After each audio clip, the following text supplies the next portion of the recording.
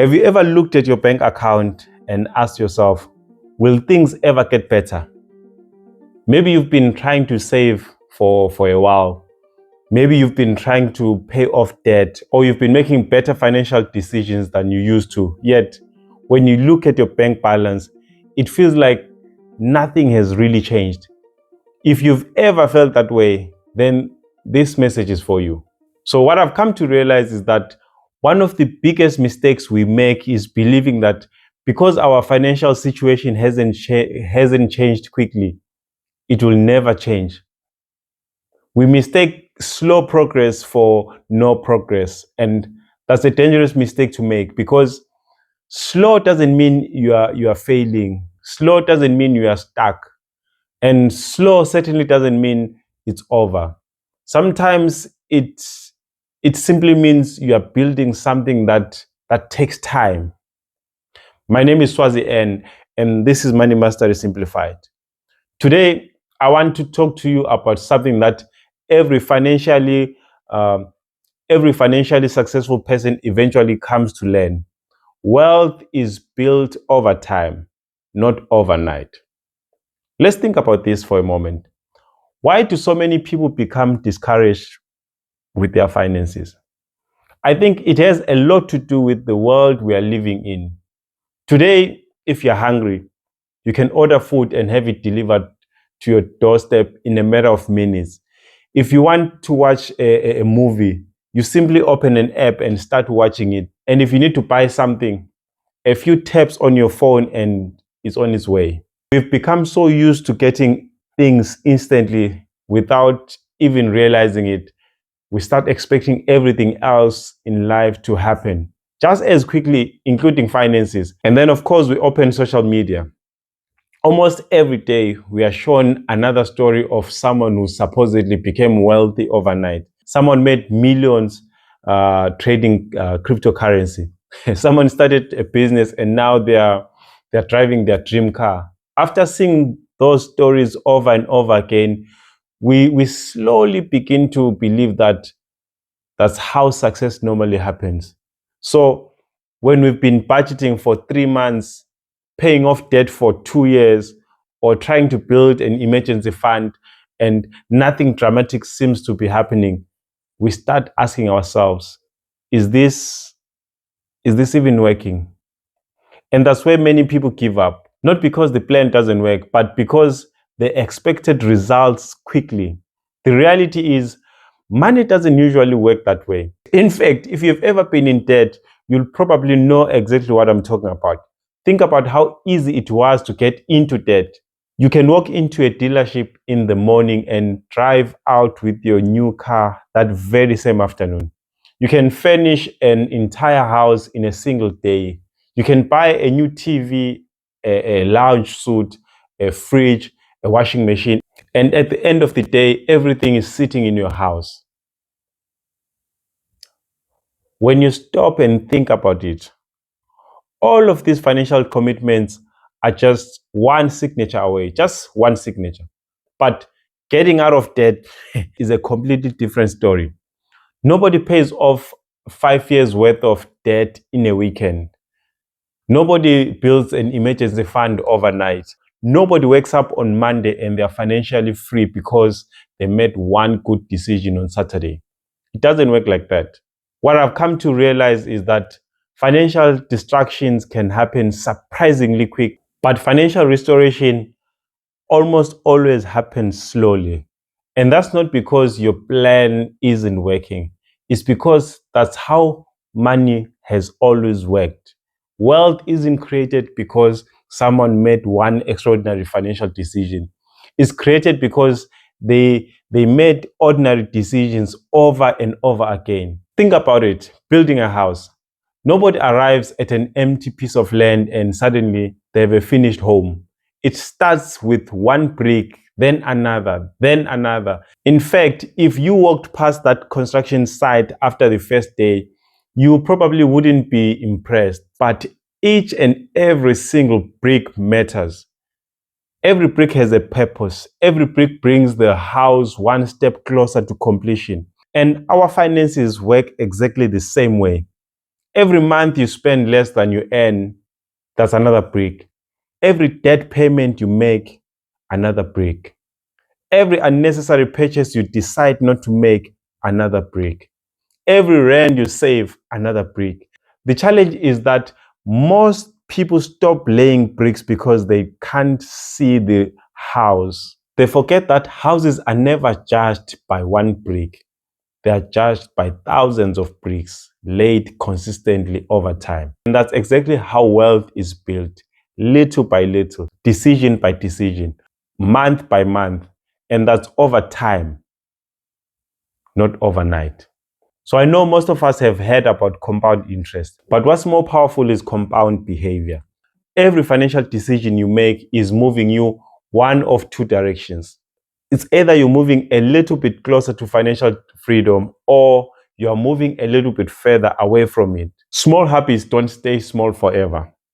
Savings grow, debt grows, discipline grows, knowledge grows. Time simply magnifies the direction you are already traveling. What's interesting is that this isn't a new idea. Long before people started talking about compound interest and compound behavior, the Bible was already teaching this. Proverbs 13:11 says, "Wealth gained hastily will dwindle, but whoever gathers little by little will increase it." I love that picture. Little by little, not all at once, not overnight, but little by little. The New Living Translation says it this way: wealth from get rich quick schemes quickly disappears. Wealth from hard work grows over time. Did you catch that? Grows over time. That's exactly what we've been talking about. Over time, not overnight. I think one of the biggest battles we face isn't really about money. It's about patience, because we all would love to skip the process. In fact, we'd love to plant the seed today and harvest tomorrow. We'd love to make one investment and become wealthy next month. But life doesn't work that way, and neither does money. Everything worthwhile takes time. A strong marriage takes time. Building trust takes time. Learning a new skill takes time. Growing a business takes time. So why should we expect wealth to be any different? And that reminds me of the Chinese bamboo tree. The first time I heard this story, I was fascinated.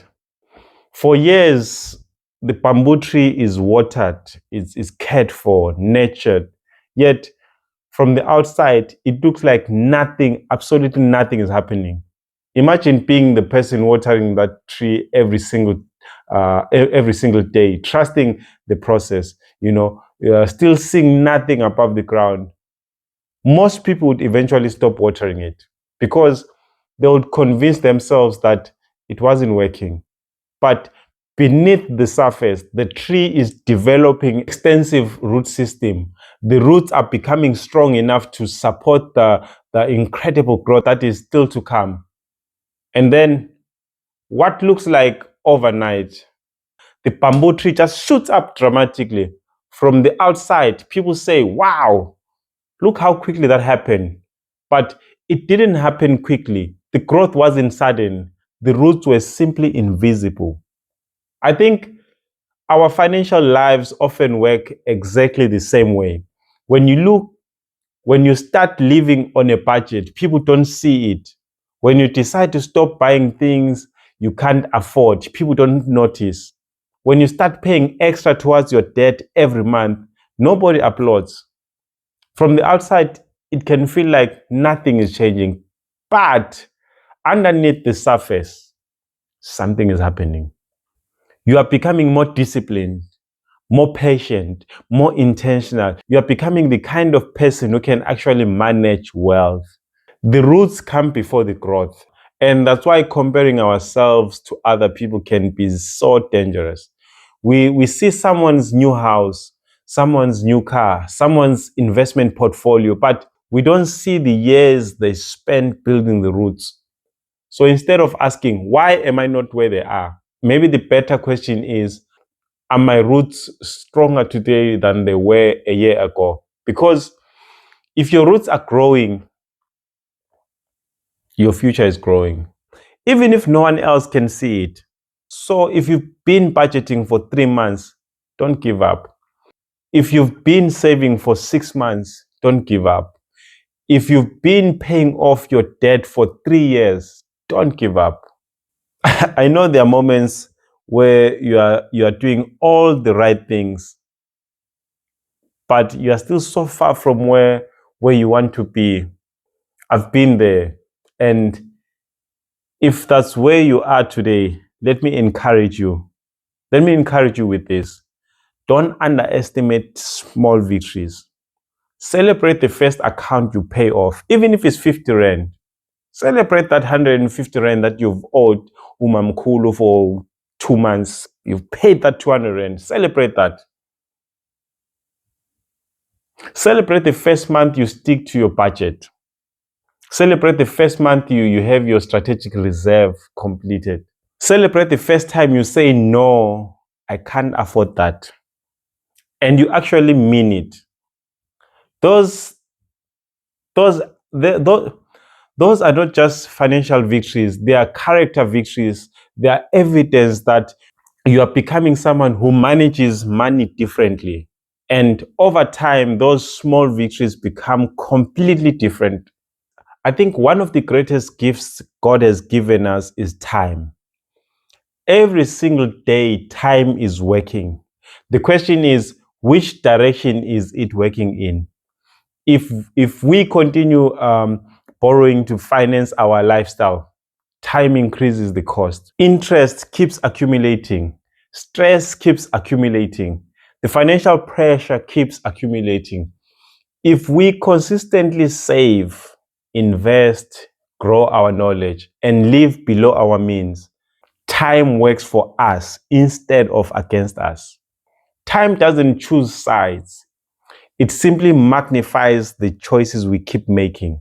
And that's such an encouraging thought, because it means your future isn't determined by one decision. It's determined by the direction of your decisions.